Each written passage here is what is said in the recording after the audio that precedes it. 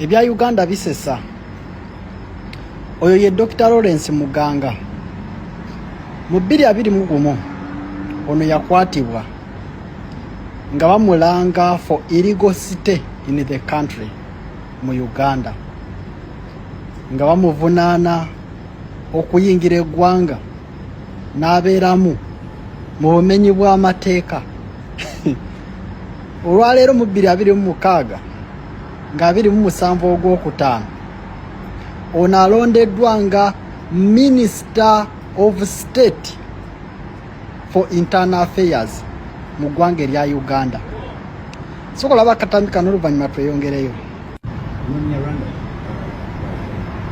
I grew up in Lusaka, where there was a time in 1985, there was a campaign that emerged from Okote's time to Tito Luva's time, where they were shipping out every Rwanda to take them to Rwanda.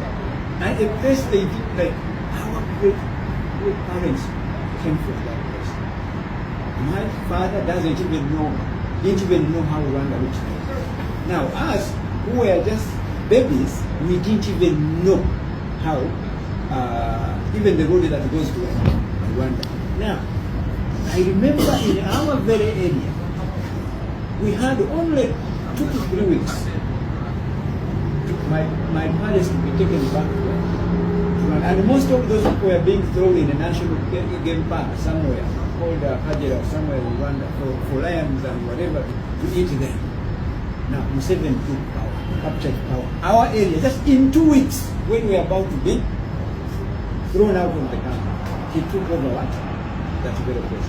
My father, that's how. Kakati ekyamazima ekyo omuntu okinnyonnyola otya?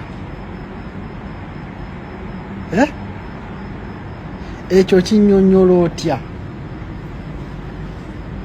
Like waliyo omuntu nga yazaalwa Uganda alina ofiisi ennene bwetyo mu ggwanga eddala nga Rwanda. Waliyo munnayuganda asobola okugenda e Rwanda n'agula ettaka nga bwe kiri mu Uganda?